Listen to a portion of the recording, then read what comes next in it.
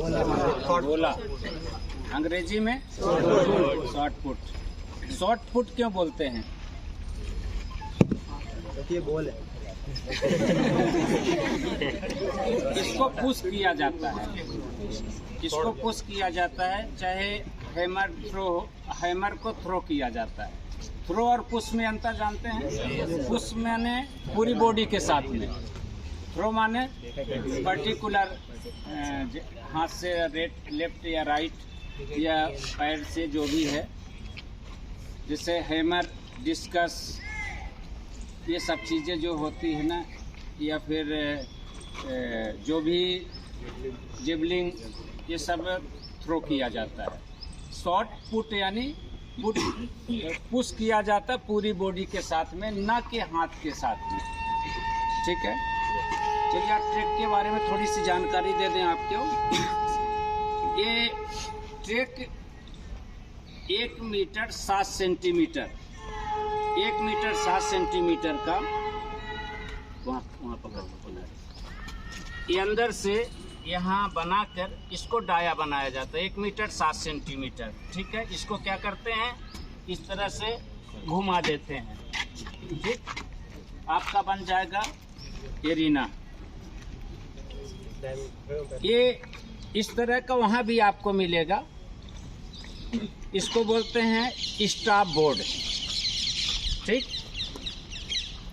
ये जो अपन 1 metre 7 centimetre का डाया समझ गए आप लोग में, 2.14 का ये सर्कल होता है, ये स्टॉप बोर्ड होता है। ये सेंटर से पहुंच जाओ वहां पर, ये सेंटर जहां पर है, सेंटर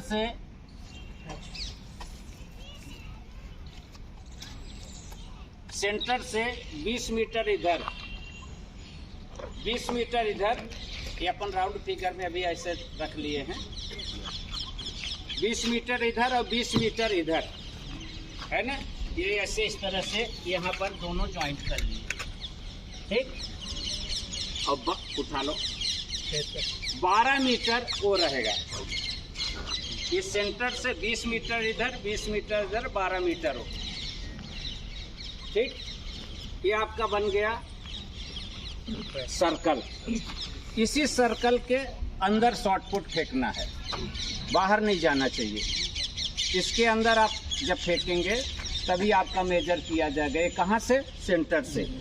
और ये जो जितना बनेगा इतने बड़ा आपका वो रहता है स्टॉप बोर्ड, इसको बोलते हैं स्टॉप बोर्ड। ये पटिए का लगाते, अलग से लगाते हैं। ठीक है, इसको हटा दीजिए, लगे रहने।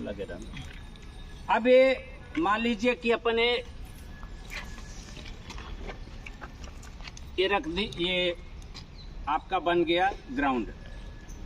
मान लीजिए आप गोला फेंके, गोला फेंकने के बाद आपका गोला यहाँ पर गिरा, लाइन पे गिरा, तो इसको क्या मानेंगे आप लोग? हाँ, आप लोग आउट मानेंगे, क्योंकि आप लोगों को बताया नहीं गया है कि आउट है कि क्या है। लाइन पर गिरा, मगर आपको ये नियम के मुताबिक, नेशनल नियम के मुताबिक इस गोले को देखिए कि अंदर की ओर ज़्यादा है कि बाहर की ओर ज़्यादा है। बाहर की ओर है अगर, तब आउट है। अगर इन है अंदर की ओर, जरा सा भी अंदर, तो आपका ये इन है। ठीक है, ये क्वालिफाई माना जाएगा। इसके लिए अगर कभी सस्पेंस आपको लगता है, क्योंकि देखिए बड़ा से बड़ा महान प्लेयर भी क्रिकेट की बात करें तो कब आउट हो जाता है उसको भी पता नहीं है। कौन बताता है? कई बार सचिन जी वापस चले गए हैं, जब उनको वापस पवेलियन से वापस बुलाया गया कि नहीं आप आउट नहीं हैं, उनको भी था कि हाँ आवाज़ तो आई है, फिर विकेट तो हुआ है, कैच तो हुआ है, मगर उनको भी नहीं मालूम। तो आपको ज़रा भी ऐसा लगता है ना कि हमारा अंदर है या बाहर की ओर है या बीच में है, तो आप फट से व्यू ले सकते हैं। ये आपके नियम है, भर्ती नियम के मुताबिक आप शाम को व्यू ले सकते हैं। हो सकता है जो एम्पायर 2 रहते हैं ना, जो वहाँ पर खड़े रहेंगे, हो सकता है कि वो ऐसे ही हो, मगर जो शाम को आपका वो लिया जाएगा, जो आप कंप्लेंट करेंगे, कंप्लेंट का जो व्यू देखेंगे वो एक्सपर्ट रहेगा, वो हमारे तुम्हारे जैसे पुलिस वाला नहीं रहेगा, है ना। वो रहेगा एक्सपर्ट, एक्सपर्ट के सामने ही इसको क्लियर करेंगे कि हाँ ये बाहर है कि अंदर। इसी तरह से ये भी होता है, जैसे मान लीजिए आपने गोला फेंक दिया 25 फीट पे, ठीक, 25 फीट पे आपका गोला फेंका गया, ये इसको भी देखना है। ज़्यादातर लोग पुलिस भर्ती में बताते हैं कि लाइन के पार करो, लाइन के पार करो, तब आपका माना जाएगा कि आपका 25 फीट है या 20 फीट है, 21 फीट है, जो भी है, ठीक है। लाइन पार हो या ना हो आपको ले लेना है, अगर लाइन पर गिरा है तो, ठीक है। अगर मान लीजिए दूसरी बार ज़्यादा चला गया, तीसरी बार ज़्यादा चला गया है गोला, तब कंप्लेन ना करिएगा। अगर आपको ऐसा लग रहा है कि 3 शॉट पुट में 1 शॉट पुट मेरा बेहतर गया था, अगर वो मेरा मेजर हो जाता तो मेरे 2 अंक बढ़ जाते, आप ले सकते हैं। क्योंकि जो भर्ती कराई जा रही है ना, ये आपके लिए कराई जा रही है। उस दिन का वेतन जो मिलता है ना वहाँ के अधिकारियों को, कर्मचारियों को, आपकी वेतन आपकी वजह से मिलता है ना।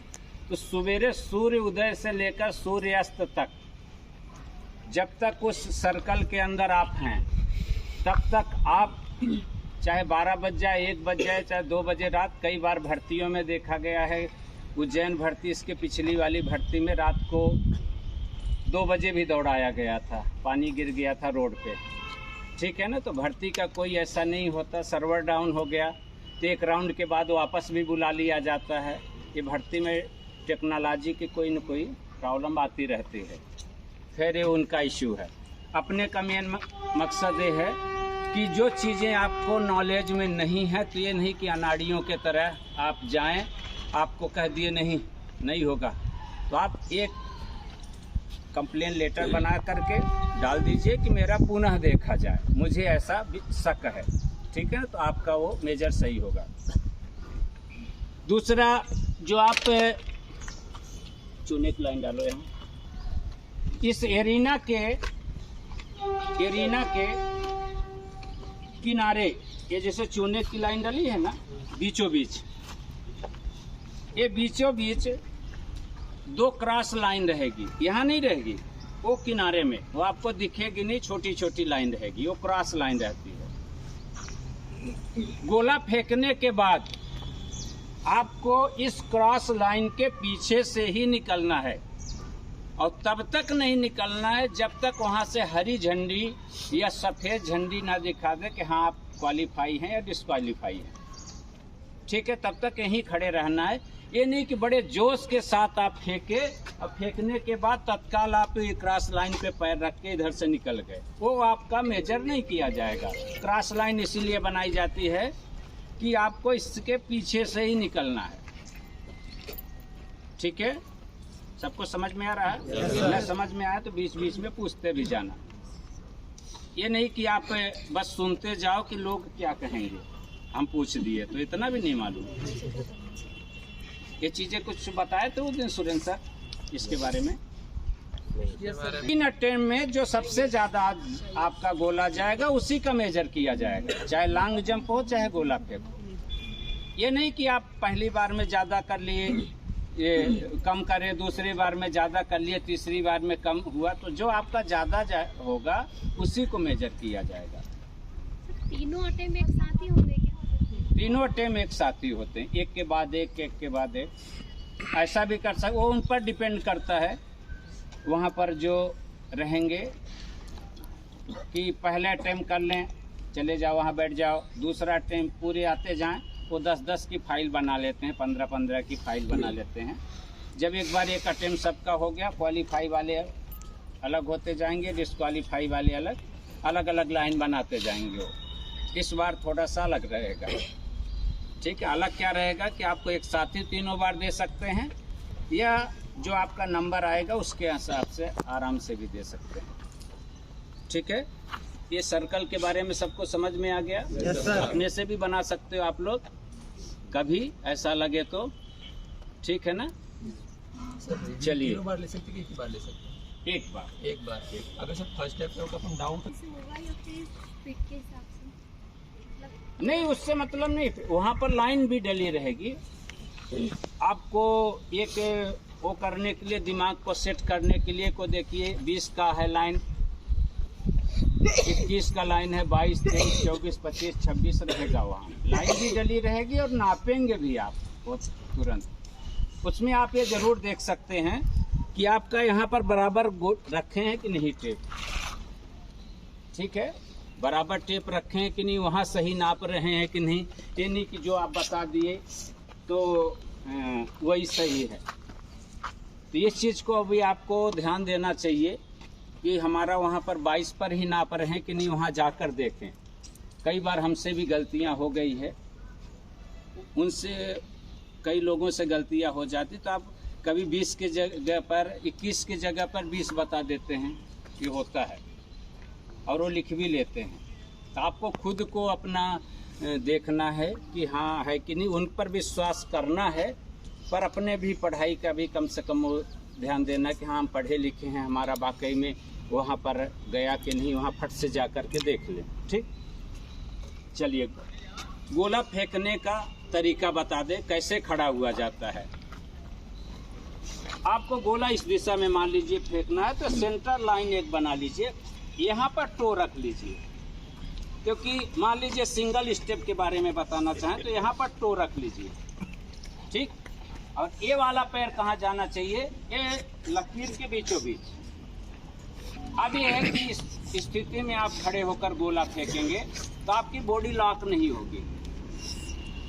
ठीक है, अगर मान लीजिए पैर पीछे है तो आपकी बॉडी गोला फेंकते समय लॉक होगी, आगे है तो भी बॉडी लॉक होगी।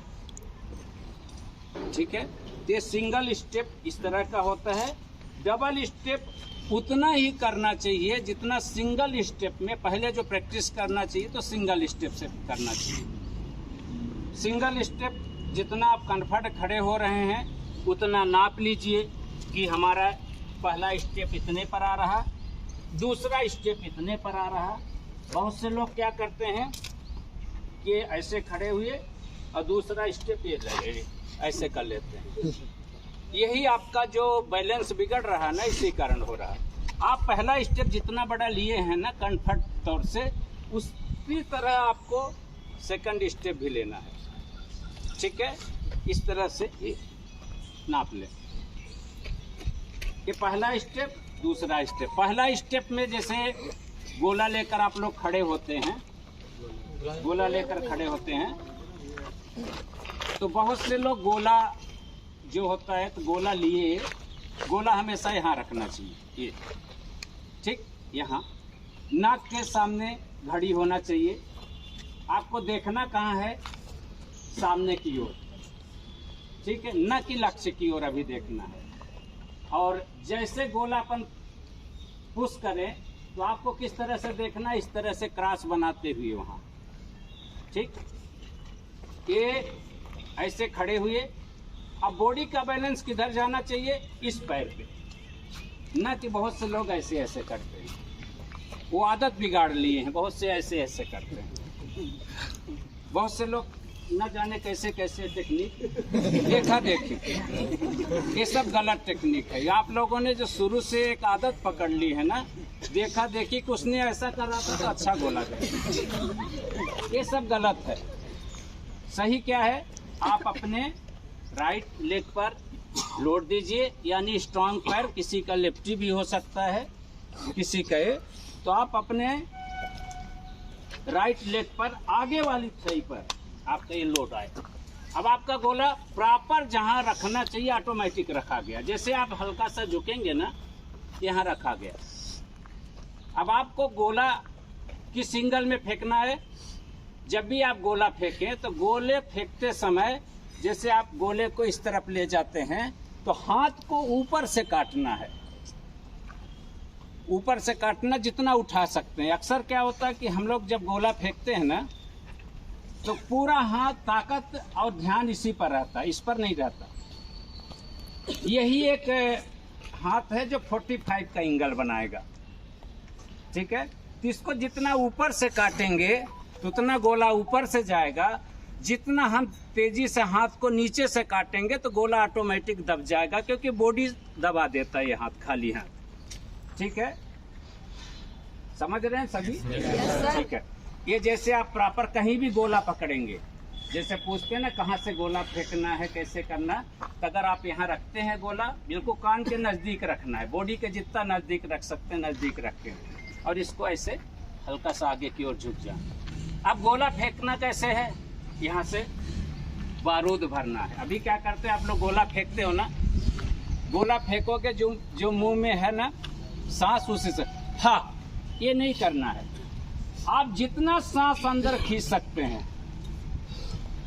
अब सांस भर के फिर रुकना नहीं है, सांस भरना, जितना खींच के सांस में भरेंगे अंदर, तो आपके अंदर खुद ही फ्यूल भरता चलेगा कि हमारे अंदर ताकत आ गई, फ्यूल आ जाएगा। सांस को अंदर खींचना है, ऑटोमेटिक जब सांस पूरी तरह से सीने में भर जाएगी ना, तो आपको लगेगा कि हम गोला कब थ्रो करें, पुश करें, ठीक है। इसको ये आए और आगे झुके, सांस को भरें और फिर उसके बाद पुश करें, ठीक। इसी तरह अगर सिंगल डबल स्टेप फेंकने जा रहे हैं तो डबल स्टेप में भी इसी तरह खड़े होना है, आगे की ओर बैलेंस करके, और इसमें ध्यान रखना है कि इस तरह से जब जाए कि हल्का सा, ये नहीं कि आप पहले स्टेप लें तो सीधे हो जाएं। अगर सीधे हो जाएंगे तो आपको क्या होगा, सिर्फ आप हाथ की ताकत लगा पाएंगे। झुके झुके आएंगे, फिर यहाँ से गोले को पुश करेंगे तो एक बॉडी का पुश मिलेगा, दूसरा हाथ का पुश मिलेगा। डबल स्टेप में ध्यान रखना है कि आप अगर यहाँ से आए और यहाँ अगर खड़े होकर के विद इन सेकंड भी गोला फेंक रहे हैं, फिर इसका कोई मतलब नहीं निकलेगा डबल स्टेप का। यहाँ से आए और तत्काल पुश करें। पुश करते समय ध्यान रखना है कि आपकी बॉडी एरिना के हल्का सा बाहर आना चाहिए और ये वाला लॉक टूट जाना चाहिए। बहुत से लोग क्या करते हैं, यहाँ से आते हैं, यहाँ से आए और पैर को ऐसे दबा के रखते हैं और गोला इधर पुश कर रहे हैं, तो आप बॉडी को पीछे की ओर खींच रहे हैं इस पैर से, तो इसको लॉक को तोड़ देना है और जितना कोशिश करें एरिना के बाहर आए, ठीक है। और गोला हमेशा जो फेंकें तो 45 के एंगल में फेंकना है। 45 का एंगल क्या होता है, ये सेंटर में ऐसे खड़े हो जाए, जिस दिशा में गोला फेंकना है इस तरह से कर लें और ऐसे हाथ उठा लें, जहां आपका जाए वो 45 के एंगल। तो हमेशा आपको 45 के एंगल पे देख के आप गोला फेंकेंगे तो प्रॉपर आपका गोला सही जगह से पुश होगा और सही जगह पर गिरेगा। 45 के एंगल पे देख के नहीं फेंक। बहुत से लोग क्या सोचते हैं, पहली बार मेरा पहली लाइन पे गिरा था, दूसरी लाइन पे पहुंच ही नहीं रहा, तो क्या करते हैं, बार बार गलती उसी को देख देख के फेंकेंगे। वो गोले को उठने नहीं देते। भगवान करे 4 इंच और चला जाए, 5 इंच और आगे चले जाए, 8 इंच और चला जाए, और इस चक्कर में वो गोले का जो डायरेक्शन है वो भूल चुके रहते हैं। 45 की एंगल से मैंने देखा है कि बहुत कम लोग फेंकते हैं। जो अच्छे अच्छे एथलीट होते हैं ना, ये जो आप लोग समझ लिए हैं ना, वही फेंकते हैं। क्योंकि आप लोगों को सिर्फ दिखता है कि हमारा इससे ज़्यादा 30 फीट से ज़्यादा 28 फीट से ज़्यादा फेंकना ही नहीं है हमको, तो 28 फीट देखोगे आप लोग, ना कि आप 45 का एंगल देखोगे। 45 का एंगल अगर आप देख के गोला फेंकते हैं तो गोले को स्पेस मिलता है कि हम कितना आगे तक जाएं। उसको आप लोग स्पेस दे ही नहीं रहे हो। 45 का एंगल, वहाँ कितना स्पेस होगा, मान लीजिए कुछ भी डायरेक्शन लेते हैं, तो मान लीजिए मंदिर, यहाँ से 50 फीट होगा, आप 50 फीट का स्पेस दे ही नहीं रहे हैं। स्पेस कहाँ दे रहे हैं, बस यही लाइन। तो आप हमेशा 45 के एंगल में गोला फेंक के देख के फेंकें। दूसरा, गोला फेंकते समय ध्यान रखिएगा, इस पर पैर नहीं रखना। स्टॉप बोर्ड पे आप ऐसे मार सकते हो, एक इसमें होता है कि जो प्रॉपर गोला फेंकने होता है तो क्या करेगा, यहाँ पर मार के यहाँ पर पुश लेगा दबाकर, फिर गोले को फेंकता है। तो इसका एक जो पुश करने का वो दबाव मिलता है ना, तो बॉडी को प्रेशर देता है। ये नहीं कि आप किनारे से, अगर आदत में आ जाए ना तो इसको ऐसे करिए दबा के और फिर प्रेस करिए गोले को। गोला फेंकते समय आपका पैर बाहर कैसे भी चला जाए फाउल नहीं है, हाथ कितना भी चला जाए फाउल नहीं है। हाथ अगर जमीन में टच हो गया ये फाउल कहलाएगा, ठीक है। ज़्यादातर गोला जो फेंकते हैं ना तो इतनी ताकत लगाते हैं कि गोला इतने से ही छोड़ देते हैं। तो आपको इतना नहीं छोड़ना है, गोला पूरा हाथ को सीधा करने का प्रयास करिए कि हम जितना सीधा से सीधा कर सकते हैं, ठीक है। ये नहीं कि इतने पर ले गए, ताकत लगी और छोड़ दी। इसको पूरा हाथ सीधा करिए। कुछ दिन तक गोला फेंकते फेंकते क्या हो जाता है कि बंध जाता है कि बस हमारा इससे ज़्यादा नहीं जाएगा, क्योंकि जो भी आपके बचपन से लेकर अभी तक का खाना पीना था, जो पावर था शरीर में, आप सब कुछ झोंक दिए, ठीक है। अब उससे ज़्यादा नहीं जा रहा, 1-1 इंच, आधा इंच बढ़ रहा बस। तो टेक्निक आ गई, अब इसको चेंज करने की कोशिश करिए। हो सकता है कि टेक्निक चेंज करें तो 1-2 बार 3 बार ना जाए। टेक्निक को ये परफेक्ट हो गए। अब 2 स्टेप, सिंगल स्टेप, बॉडी को यहाँ से करेंगे स्पेस दे करके, तब प्रेस करिए गोले को। और इसी तरह इसमें जब 2 में ना होए फिर आपको क्या करना है, तीसरा स्टेप चुनना चाहिए। जब आपका फिक्स हो गया, बढ़ ही नहीं रहा, इसमें क्या करना है कि यहाँ पर भी वही पोजीशन लेना है, सांस को भरना है, सारी पोजीशन वही, सांस को भरना है। बस इसमें स्टेप चेंज होगा। स्टेप कैसे चेंज करना है, अब पूरी बॉडी को यानी कि आराम से, जितना झटके से ऊपर की ओर गोले को प्रेस करते हुए इस तरह से ये हो जाना है। पोजीशन पैर का कैसा रहेगा, ये न कि ऐसा, गोले के तरफ आपका पोजीशन रहेगा और गोले पर आपको चढ़ना है। एक बार पुनः देख लीजिए, हाथ का पोजीशन ये रहेगा और जितना झटके से पूरी बॉडी से सांस भरना है। कैसे देना है, ऊपर की ओर, गोले को दबाना नहीं है, ऊपर की ओर प्रेस करना है, ठीक। इसी में अब इसमें क्या होगा कि पूरी बॉडी का आपका प्रेशर मिल रहा है। अभी तक क्या मिल रहा था, सिर्फ ये हाथ और हाथ का, अब क्या मिलेगा, पूरे बॉडी का झटका। इसी तरह डबल स्टेप में आए, यहाँ आए, सांस भरना है, आगे जाना है और यहाँ बिना रुके पुश करना है, ठीक। सिंगल, ये डबल है, डबल में यहाँ आना तो रुकना नहीं है, तुरंत आपको गोले को पुश करना है, ठीक। सभी को समझ में आ गया? यस। ये दोनों स्टेप कब करना है, जब आपका गोला बंध गया है, अब उससे ज़्यादा जा ही नहीं रहा, 25 फीट यानी उससे आगे पीछे जा ही नहीं रहा, 15 फीट से 18 फीट से जा ही नहीं रहा, तब टेक्निक का इस्तेमाल करें। आप ताकत का तो सब कुछ आजमा लिए, आपकी ताकत जितनी रही तो वहाँ तक गया, अब टेक्निक को फॉलो करिए। आज मैं ये सारी चीज़ें, छोटी छोटी चीज़ें क्यों बता रहा हूँ, परसों क्यों नहीं बताया, कल क्यों नहीं बताया, हाँ? कल भी तुम्हें बुला के बता सकता था। आप लोग अवेयरनेस हैं, जो जागरूक है ना, जो गोला फेंकना चाहते हैं ना दिल से, जिसके नंबर अच्छे हैं ना, वही यहाँ आया है। बाकी को तो ये है कि अरे भर्ती चली गई चुनाव के बाद, चलो आज घूम के आते हैं 3-6 पाल। कौन सी काली कौन सी है ना वो, हाँ, ठीक है। ऐसे लोग कौन होते हैं, 7 लाख 8 लाख, और आप लोग कौन है, 50,000 नहीं, 7,000 वालों में से। ऊपर वाला देखता है, ये जो ब्रेकर आ रहा है ना, जो आगे पीछे रिजल्ट आ रहा, पता नहीं चल रहा, अचानक जब आ जाएगा ना तो यहाँ पे बिस्तर डाल के पड़े रहेंगे। क्या लेने? इंजरी। ये नहीं जानते स्पोर्ट्स की थ्योरी आपको बता दूं। स्पोर्ट्स एक एथलीट को फिट होने के लिए कम से कम 4 महीने का वक्त चाहिए। अक्सर क्या होता है, सबसे पहले क्या फिट होता है इंसान, ये जो हार्ट का पंपिंग है ना रनिंग करने से, सबसे पहले ये फिट होता है। दौड़ते दौड़ते जब हाफी आना कम हो गई ना तो लगता है हम तो फिट हो गए।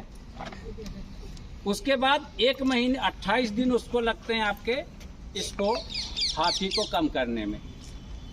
उसके बाद सेकंड आता है मसल्स। मसल्स मजबूत होने में आपको कितने लगेंगे? लगभग 2 महीने। ठीक। अपन गलती क्या करते हैं, जहां हाफी आना कम हुई कि अपन वर्कआउट बढ़ा देते हैं।